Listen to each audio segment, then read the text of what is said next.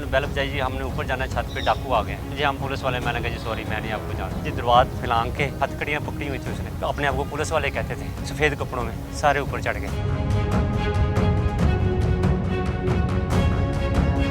क्या हुआ होगा, कब पुलिस आई, कैसे आपके घर में एंटर हुई, उसके बाद कहाँ लेके गए, कौन सी पुलिस? देखिए जी, पुलिस हुआ तो उस वक्त हुआ कि मैं तो घर के अंदर लेटा, मेरा साथ वाला घर है, तो उन्होंने बैल बजाई जी, हमने ऊपर जाना है, छत पे डाकू आ गए हैं। मैंने कहा जी आप कौन है जी? हम पुलिस वाले। मैंने कहा जी सॉरी मैं नहीं आपको जानता, ना आपकी वर्दी है ना आपको, आप नहीं जा सकते। लिहाजा बिटवीन उन्होंने ये दरवाज़ फैलांग के, एक छोटा सा बच्चा था उनके साथ, तो 20-22 साल की उम्र का, उसके हाथ में कफलिंग्स यानी हथकड़ियाँ पकड़ी हुई थी उसने, वो लेके आ रहा था, जा रहा था ऊपर नीचे। उसने जो द्वार फैलांगी और जाके गेट खोला, और बाकी सारे पुलिस वाले जो अपने आप को पुलिस वाले कहते थे, सफ़ेद कपड़ों में सारे ऊपर चढ़ गए और जाके ऊपर उन्होंने तबाही मचाई।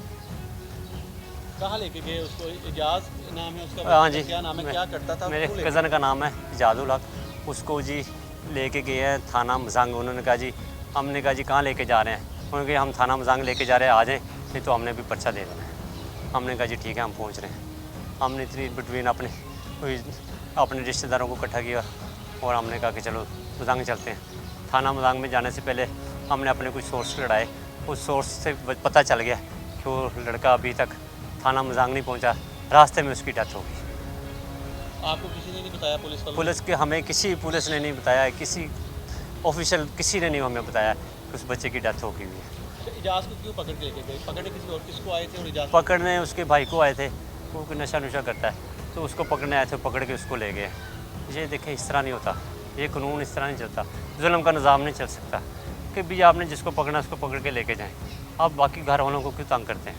क्या इंसिडेंट हुआ? पुलिस वाले क्यों उठा के लेके गए हैं इजाज़? ਪਤਾ ਨਹੀਂ ਸਾਨੂੰ ਰਾਤੀ 2 ਵਜੇ ਫੋਨ ਆਇਆ ਸ਼ਾਹ ਸਾਹਿਬ ਦਾ, ਇਸੇ ਮਤਲਬ ਸੀ ਵੀ ਉਹ ਆਜ਼ਾਦ ਨੂੰ ਲੈ ਗਏ ਨੇ ਫੜ ਕੇ, ਤੇ ਠੀਕ ਗਿਆ ਸਹੀ ਗਿਆ, ਕੋਈ ਉਹਦੇ ਵਿੱਚ ਕੋਈ ਐਬ ਨਹੀਂ, ਕੋਈ ਗੱਲ ਨਹੀਂ, ਕੋਈ ਬਾਤ ਨਹੀਂ। ਉਹ ਕੈਸ਼ ਜਿਹੜਾ ਸੀ ਨਾ ਉਹ ਆਪਣਾ ਲਿਆਂਦਾ ਸੀ, ਆਪਣਾ ਦੂਸਰੇ ਦਿਨ ਜਮ੍ਹਾਂ ਕਰਵਾ ਦੇ ਬੈਂਕ ਦਾ, ਦਵਾਈਆਂ ਦੀ ਮੈਡੀਸਲ ਦੀ ਕੰਮ ਕੁਮ ਕਰਦਾ ਸੀ। ਉਹ ਤਾਂ ਰਾਤੀ ਹੁਣ ਆਇਆ ਤਾਂ ਪਤਾ ਲੱਗਾ ਵੀ ਇਹ ਮਸਲਾ ਬਣਿਆ। ਉਹਨਾਂ ਦਾ ਤਾਂ ਕੋਈ ਐਵੇਂ ਦਾ ਮਸਲਾ ਕਿ ਪੁਲਿਸ ਵਾਲੇ ਪਾਸੇ ਦਾ ਜਾਂ ਲੜਾਈ ਝਗੜੇ ਵਾਲੇ ਪਾਸੇ ਉਹਦਾ ਜ਼ਿਹਨ ਹੀ ਨਹੀਂ ਹੈਗਾ। ਬੱਚੇ ਨੂੰ ਅਸੀਂ ਬਚਪਨ ਤੋਂ ਜਾਣਦੇ ਹਾਂ, ਇੱਕ ਹੁੰਦਾ ਨਾ ਬੱਚਾ ਹੁੰਦਾ ਫਰਾਡੀਆ ਹੁੰਦਾ, ਉਹ ਕੋਈ ਚੱਕਰ ਨਹੀਂ, ਕੋਈ ਗੱਲ ਨਹੀਂ, ਬਹੁਤ ਅੱਛਾ ਬੱਚਾ ਸੀ। ਇਹਨਾਂ ਪਤਾ ਨਹੀਂ ਮਾਰਿਆ ਕੀ ਕੀਤਾ ਕੀ ਨਹੀਂ ਕੀਤਾ ਹੈਗਾ, ਉਹ ਵਿਚਾਰਾ ਜਾਨ ਦੀ ਬਾਜ਼ੀ ਹਾਰ ਗਿਆ। आपने मुतलका थाने बताया कोई कार्रवाई कर? ਜਨਾਬ ਉਹ ਤੇ ਕਿਸ ਟਾਈਮ ਲੈ ਕੇ ਗਏ ਨੇ, ਉਸ ਤੋਂ ਬਾਅਦ ਭਾਈ ਗਏ ਨੇ, ਮਗਰ ਉਹਨਾਂ ਨੇ ਹਾਲੀ ਤੱਕ ਇੱਥੇ ਆਇਆ ਹੀ ਨਹੀਂ। ਵਾ ਰਸਤੇ ਦੇ ਵਿੱਚ ਕਿਤੇ ਕੁੱਟਿਆ ਮਾਰਿਆ ਨੇ। ਇਹਨਾਂ ਦੇ ਪ੍ਰਾਈਵੇਟ ਲੌਂਚ ਹੁੰਦੇ ਨੇ, ਘਰ ਬਣਾਏ ਹੁੰਦੇ ਨੇ। मुतलका थाने आपको जो लगता है वहाँ आपने इन्फॉर्म किया? ਜੀ ਉਹਨਾਂ ਨੂੰ ਕੀਤਾ ਸੀ, ਕਾਲ ਕੀਤੀ ਸੀ, ਉਹਨਾਂ ਨੇ ਦੱਸਿਆ ਸੀ ਵੀ ਸਾਡਾ ਨਹੀਂ ਏਰੀਆ, ਉਹ ਲਗਾਇਆ ਨੇ ਦੂਸਰੇ ਆਪਣਾ।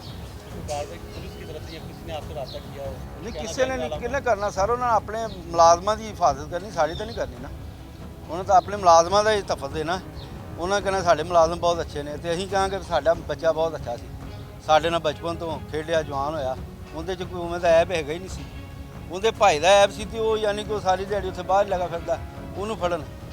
ਇਹ ਤਾਂ ਇਸ ਤਰ੍ਹਾਂ ਹੈ ਨਾ, ਕਿਸ ਤਰ੍ਹਾਂ ਦੱਸਦੇ ਪਏ ਨੇ ਮੁਲਾਜ਼ਮ, ਉਹ ਮੁਲਾਜ਼ਮ ਹੋਣ ਤੇ ਉਹਨਾਂ ਦੀਆਂ ਵਰਦੀਆਂ, ਕੁਝ ਬੂਟ ਸ਼ੂਟ ਜੇ ਵੋਰਾਂ, ਪਰ ਉਹ ਪ੍ਰਾਈਵੇਟ ਬੱਚੇ ਸਨ, ਪ੍ਰਾਈਵੇਟ ਬੰਦੇ ਨੇ, ਹੋ ਸਕਦਾ ਉਹ ਡਿਕੇਟ ਹੀ ਹੋਣ ਨਾਲ ਉਹਨਾਂ ਦੇ ਹੋਣ।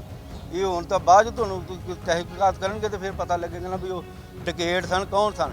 ਇਸ ਤਰ੍ਹਾਂ ਤਾਂ ਪੁਲਿਸ ਵਾਲੇ ਨਹੀਂ ਕਰਦੇ। ਉਹ ਪੈਸੇ ਵੀ ਲੈ ਗਏ 22-23 ਲੱਖ ਰੁਪਈਆ ਸਾਡਾ ਇਹਨਾਂ ਦਾ ਚੁੱਕ ਕੇ, ਮੋਬਾਈਲ ਵੀ ਲੈ ਗਏ, ਬਾਜੀ ਹੋਰਾਂ ਦੇ ਮੋਬਾਈਲ ਲੈ ਗਏ, ਸ਼ਾਹ ਸਾਹਿਬ ਦੇ ਮੋਬਾਈਲ ਲੈ ਗਏ। ਇਹਦੇ ਵਿੱਚ ਉਹ ਤਾਂ ਨਹੀਂ ਆਪਣਾ ਵੀ ਉਹ ਪੁਲਿਸ ਹੋਵੇ, ਉਹ ਬੂਹਾ ਖੜਕਾਵੇ, ਲੌਕ ਕਰੇ, ਉੱਤੋਂ ਬੁਲਾਵੇ ਕਿਸੇ ਨੂੰ, ਉਹ ਦੱਸਣ ਮੁਤਲਕਾ ਥਾਣੇ ਦੀ ਜਿਹੜੀ ਪੁਲਿਸ ਨਾਲ ਆਵੇ, ਇੱਕ ਦਾ ਮੁਲਾਜ਼ਮ ਆਉਂਦਾ, ਇਜਾਜ਼ਤਨਾਮਾ ਆਉਂਦਾ ਹੈ, ਉੱਥੋਂ ਮੁਨਸ਼ੀ ਕੋਲ ਇਜਾਜ਼ਤ ਲੈਂਦੇ ਨੇ, ਜਨਾਬ ਅਸੀਂ ਫਲਾਣੇ ਘਰ ਇੱਟ ਕਰਨ ਲੱਗੇ ਹਾਂ। ਸਾਡੇ ਤਾਂ ਉੱਧਰ ਇਸ ਤਰ੍ਹਾਂ ਹੁੰਦਾ ਹੈ ਪਿੰਡਾਂ ਥਾਵਾਂ 'ਤੇ, ਇੱਧਰ ਤਾਂ ਪਤਾ ਨਹੀਂ ਕੀ ਕੀਤਾ ਨੇ, ਮੈਨੂੰ ਤਾਂ ਮੁਲਾਜ਼ਮ ਲੱਗਦੇ ਨਹੀਂ। ਉਹ ਤਾਂ ਹੈਡ ਗੇਟ ਸਨ, ਕਿਹੜੇ ਲੁੱਟ ਕੇ ਲੈ ਗਏ। ਪੁਲਿਸ ਦੀ ਇੱਕ ਵਰਦੀ ਪਾਈ, ਬਾਕੀ ਸਾਰੇ ਸਿਵਲ ਸਨ। ਭਾਈ ਹੋਰੇ ਕਹਿ ਰਹੇ ਨੇ ਕਈਆਂ ਦੇ ਪੈਰਾਂ 'ਚ ਚੱਪਲ ਹੈ, ਕਈਆਂ ਦੇ ਪੈਰਾਂ 'ਚ ਧੋਤੀਆਂ ਪਾਈਆਂ, ਪਾਟੀਆਂ ਫਲਾਣੀਆਂ ਸਲਵਾਰਾਂ ਪਾਈਆਂ ਨੇ। ਇਸ ਤਰ੍ਹਾਂ ਪੁਲਿਸ ਤਾਂ ਨਹੀਂ ਆਉਂਦੀ। ਇੱਕ ਇਜਾਜ਼ਤਨਾਮਾ ਇੱਕ ਥਾਣੇ ਤੋਂ ਦੂਸਰੇ ਥਾਣੇ ਦੇ ਵਿੱਚ ਰਿਟ ਕਰਨੇ, ਉਹ ਇਜਾਜ਼ਤਨਾਮਾ ਲੈ ਕੇ ਆਉਣਾ ਪੈਂਦਾ, ਮੁਨਸ਼ੀ ਆਉਂਦੇ ਨੇ ਜਾਂ ਉਹਨਾਂ ਦਾ ਕੋਈ ਇੱਕ ਮੁਲਾਜ਼ਮ ਆਉਂਦਾ ਨਾਲ। ਉਹ ਨਾ ਕੋਈ ਉਹ ਸਾਡੇ ਮੁਤਲਕਾ ਥਾਣੇ ਨੂੰ ਵੀ ਨਹੀਂ ਪਤਾ ਹੈਗਾ ਵੀ ਮੁਲਾਜ਼ਮ ਆਇਆ ਕਿੱਥੋਂ ਨੇ, ਕੀ ਗੱਲ ਕੀ बात। आपको बताया ही होगा मुतलका थाने? जी अभी तो बताया है ना, क्या कहते हैं? वो कहते हैं जी अभी करते हैं कुछ आपका।